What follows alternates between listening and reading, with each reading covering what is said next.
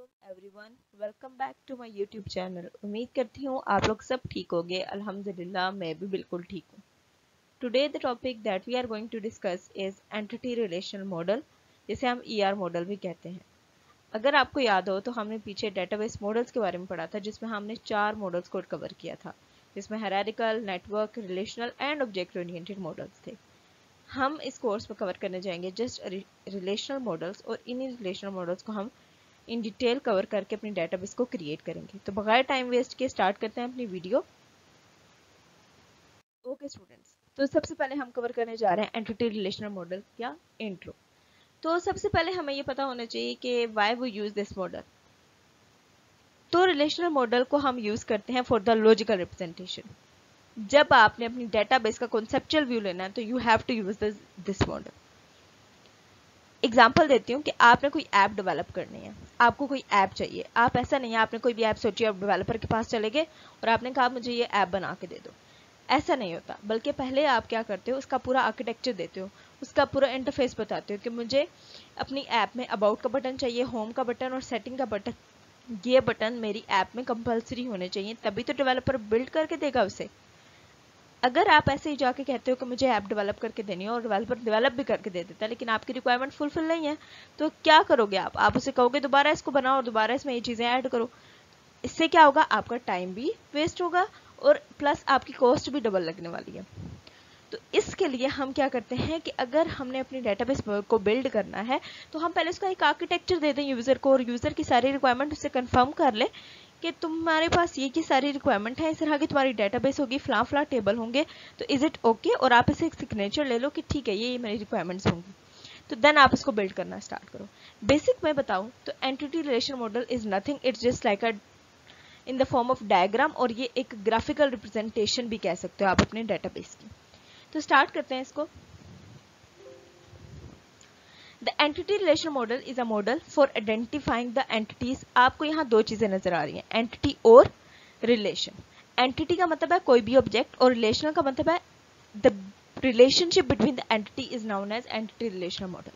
तो यहाँ पे आप देख सकते हो आपके पास क्या आ रहा है, आपके पास आ रहा है आइडेंटिफाइंग द एंटिटीज। इसके दो काम है, सबसे पहले तो आइडेंटिफाई करते हैं एंटिटीज को, and then represent the relationship between the entities. और ये फिर क्या करता है, इनके दरमियान में बताता है कि ये एंटिटीज किस तरह से आपस में रिलेट कर रही हैं। नेक्स्ट हम देख लेते हैं the entity relationship diagram explain the relationship among the entities, जो मैंने आपको पहले ही बता दिया।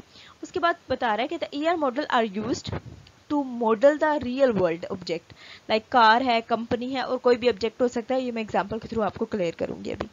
उसके बाद ये एक स्ट्रक्चर फॉर्मेट है जी, जस्ट आप इसको इतना मेमोराइज कर लो कि इट्स अ स्ट्रक्चर फॉर्मेट। ये एक स्ट्रक्चरल फॉर्मेट है, in the form of diagram ही आप इसको रिप्रेजेंट कर सकते हो। Move to the next one. Hope so clear हो गया होगा कि एंटिटी रिलेशनल मॉडल होता क्या है। अब हम आते हैं कि symbols used in a ER model. तो कौन कौन से सिंबल्स हैं जो कि ईआर मॉडल में यूज होते हैं।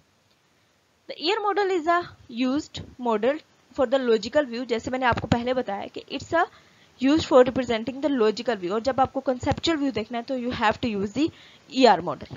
ठीक है, अब इसके कुछ symbols हैं वो देख लेते हैं। अच्छा, सिंबल्स हमारे पास हैं। For the entity representation you have to use the rectangle. Weak entity के लिए आप डबल रेक्टेंगल को यूज करोगे, और एसोसिएटेड एंटिटी के लिए ये, और रिलेशनशिप आप with the help of diamond represent करोगे, और एट्रीब्यूट को ओवल के थ्रू। ये आपको सिंबल्स याद होने चाहिए हैं, ताकि आप इन सिंबल को यूटिलाइज करके एक मॉडल, एक डायग्राम या डायग्राम को बिल्ड कर सको, एक आर्किटेक्चर को बिल्ड कर सको, अपनी डेटाबेस के आर्किटेक्चर को। ठीक है, क्लियर हुआ। तो ये आपने एक सिंबल्स को अपने माइंड में रख लेना है कि एंटिटी के लिए फ्लावर सिंबल है, एट्रीब्यूट के लिए ओवल है, और रिलेशनशिप के लिए मेरे पास डायमंड सिंबल है। Move to the next one. हमारे पास है एंटिटी की डेफिनेशन देख लें। एंटिटी क्या है, entity is nothing, it's any object within your database. कोई भी ऑब्जेक्ट आपके डेटाबेस का एंटिटी कहलाता है, like person, car, house, employee. Example देती हूँ, मेरे पास एक स्टूडेंट मैनेजमेंट सिस्टम है, उसमें स्टूडेंट क्या है, एंटिटी। इसके अलावा क्या हो सकता है, कोर्स एंटिटी हो सकती है। इसके अलावा थर्ड भी कुछ हो सकता है, जो कि आपने कमेंट करके मुझे बताना है कि और कौन कौन सी एंटिटीज हो सकती है हमारे पास यूनिवर्सिटी मैनेजमेंट सिस्टम में। क्लियर हो गया अगर। अब नेक्स्ट हमारे पास है एंटिटी सेट। एंटिटी आपने पढ़ लिया, entity is nothing, any object is known as a entity, but entity set क्या? An entity is an object of entity type and a set of all entities. Entity is an object, हमने ये पढ़ लिया, और entity set क्या है? इन सारी entities का कॉम्बिनेशन कहलाता है एंटिटी सेट। एग्जाम्पल देख लें भाई, E1 is an entity having the entity type student। यहाँ पे हमारे पास एक एंटिटी टाइप है जो कौन सी है? स्टूडेंट है, लेकिन अब डिफरेंट स्टूडेंट है, E1, E2, E3। तो ये सारे क्या हैं? यानी कि स्टूडेंट 1, स्टूडेंट 2, स्टूडेंट 3, स्टूडेंट 4, तो ये सारे क्या बन जाएंगे? एंटिटी सेट बन जाएगा। क्लियर हो गया? अब मूव करते हैं नेक्स्ट पे। आपके पास टू टाइप्स है एंटिटीज की, strong entity and weak entity. ये दो टाइप्स को हम आज के टॉपिक में कवर करेंगे। तो स्ट्रॉन्ग एंटिटी क्या होती है? The strong entity does not depend on the other entities in the schema, कि ये जो एंटिटी होती है ना किसी दूसरे पर डिपेंड नहीं कर रही होती है। ये चीजें आपने माइंड में रखनी है। उसके बाद क्या है? इट हैज अ प्राइमरी की that helps in identifying it uniquely, और ये हमेशा एक प्राइमरी की ही होगी। स्ट्रॉन्ग एंटिटी हमेशा क्या होगी? प्राइमरी की को हम क्या कहेंगे? स्ट्रॉन्ग एंटिटी कहेंगे, ताकि वो यूनिकली आइडेंटिफाई करे। और प्राइमरी की क्या होती है? आपके डेटाबेस में ऐसी एंटिटी जो पूरी डेटाबेस को यूनिकली आइडेंटिफाई करे, उस टेबल को यूनिकली आइडेंटिफाई करे, तो दैट इज द प्राइमरी की। और स्ट्रॉन्ग एंटिटी हमेशा एक प्राइमरी की ही होगी। And it is represented by the single rectangle, और ये इसकी रिप्रेजेंटेशन क्या है? ये एक सिंगल रेक्टेंगल से रिप्रेजेंट की जाते हैं इसको।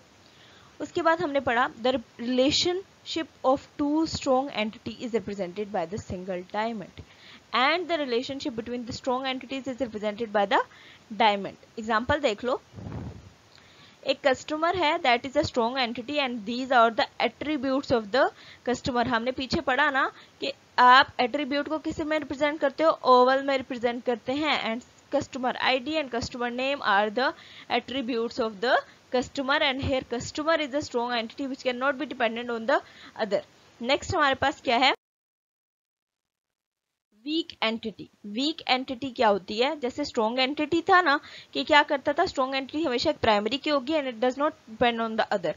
वीक एंटिटी क्या होगा? इसका इनवर्स होगा। Weak entity can be dependent on the other entity and also क्या होगा? ये प्राइमरी की नहीं होगी।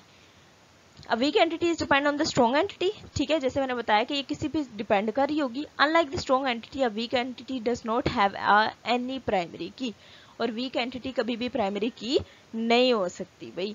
It instead has a partial discriminator की, इसकी कोई और की होगी, पार्शियल की होगी, and the weak entity is represented by the double rectangle. और इसकी ग्राफिकल रिप्रेजेंटेशन क्या है? हम इसको कैसे रिप्रेजेंट करते हैं? डबल रेक्टेंगल से रिप्रेजेंट करते हैं। And the relationship between the one strong and one weak entity can be represented by the double diamond symbol। यहाँ पे एक एग्जांपल ले लेते हैं। And this relation is also known as identifying relation, और इसको हम क्या कहते हैं? identifying relationship भी कहा जाता है। एक एग्जांपल के थ्रू बताती हूँ। ये एग्जांपल देखो स्टूडेंट्स, इस एग्जांपल में आपको नजर आ रहा है कस्टमर एक स्ट्रॉन्ग एंटिटी है एंड लोन जो है एक वीक एंटिटी है। कस्टमर बोरो करता है ना लोन, अब कस्टमर ने बोरो करना है लोन, और लोन डिपेंडेंट एंटिटी है, क्योंकि जब तक कस्टमर इसको बोरो नहीं करेगा लोन तो कुछ है ही नहीं। तो लोन क्या कर रहा है? डिपेंड कर रहा है कस्टमर पे, तो इसलिए वीक एंटिटी और ये स्ट्रॉन्ग एंटिटी कस्टमर की है। और इनके दरमियान में रिलेशनशिप को हमने किस से प्रेजेंट करना है?